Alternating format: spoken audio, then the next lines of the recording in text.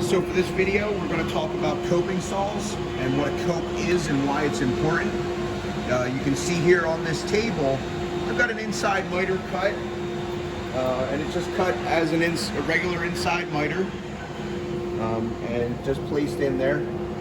Now the problem with this is doing inside miters is as time goes on and this wood shrinks, this gap will widen, both in this direction and in that direction. Now it's a little accentuated, but you can see how, we can see that pretty well.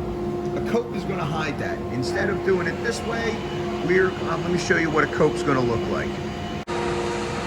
So right here, instead of an inside miter, we made a coped miter joint. And the way that works is, you can see we took material out of the back of this crown molding, and as it sits in there, it follows the profile, and we'll bring you closer in. And you can see now that if there was shrinkage on this piece, it's irrelevant. It's completely hidden by the cope. And if there's shrinkage on this piece, sure, it'll come out a little bit this way. But when you're looking at that, it's almost irrelevant until you come all the way over here that we can actually see that. And that's the advantage of a cope between an inside miter, because an inside miter will expand over time. Now the coping saw, when you're looking at a coping saw, you have to pay attention to the direction of the teeth. So you can see these teeth are angled this way, but we could just as easily put this blade in this way and have our teeth angled in that direction. So you can either have it as a pull or a push. Now my methodology, when I'm putting this on, I'll tend to hook it on. I like a push. That means that my blowout will be on the back side of my piece at all times, but that's just personal preference. So when I go to put this in, I give it a little bit of a hip push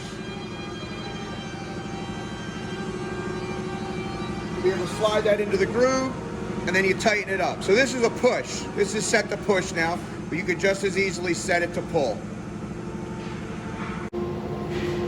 So as we start out, you can see on my cope, I put an inside miter to start, and a good trick for me throughout my career was I always take my pencil and I rub it along the edge of the material. And you can see that gives me a nice line to cut along. I don't like fighting between wood and wood, so if I can get that on there, I'm gonna. Now we're gonna clamp this down and I'll show you the first technique. So it may be a little deceptive, but this piece is just clamped to a tabletop. I'm using a scrap piece flipped upside down, clamp it down, and we're gonna feather this piece out. So as you can see, I've taken this piece, clamped it down to the table with a piece of scrap, and I'll show you how we feather this in.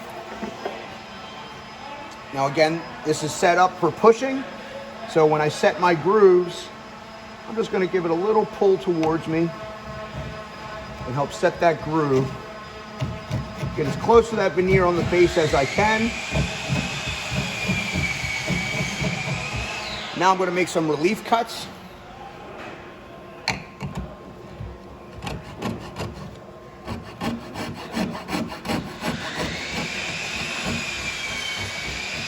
Anywhere where I have a corner, I tend to put a relief cut. I got this nice corner right here.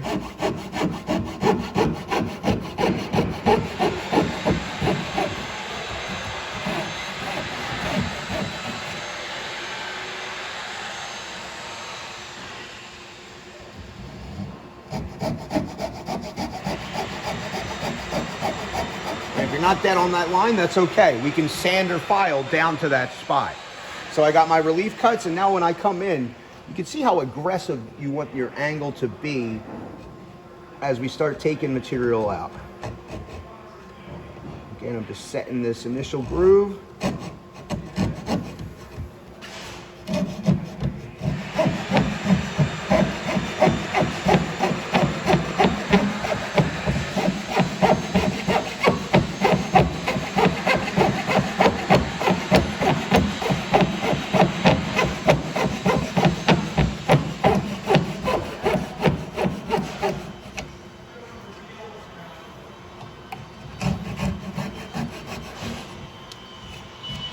go, we're getting there.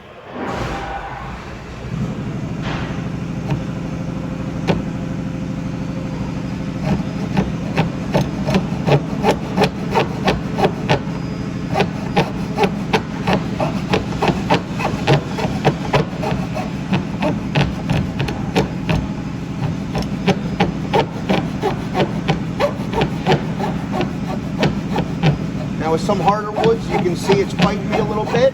Just take your time. You know, extra strokes isn't going to hurt anything. If you need a little control, use your hand. But you can see how aggressive my feathering actually is. My angle being so, not steep, low pitch.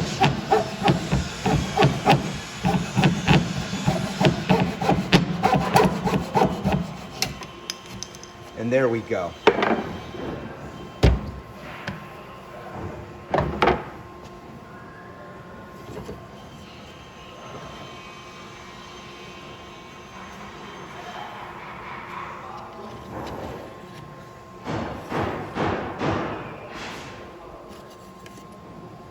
Okay, now for this technique, I've done the same thing. I've got an inside miter on a piece of wood. I've given it a nice little pencil line.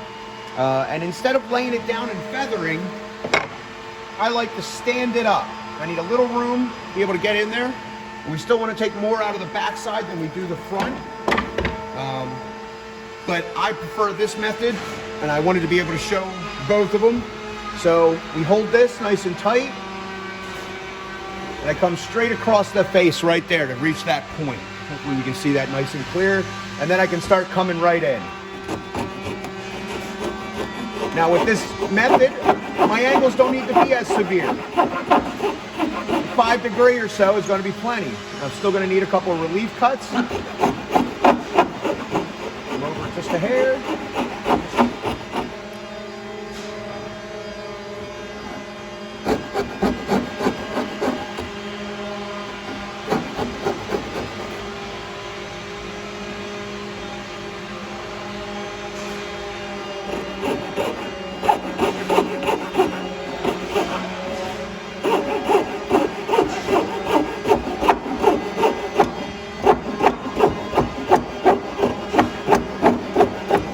Hear the hardwood biting a little bit.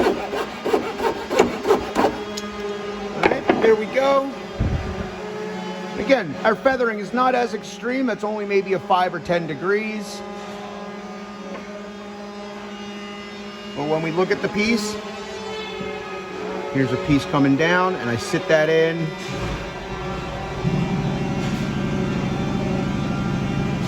Again, no sanding. You sand this down and clean that line off a little bit. But that's what we're looking for. Nice reveals. And that's how you coat.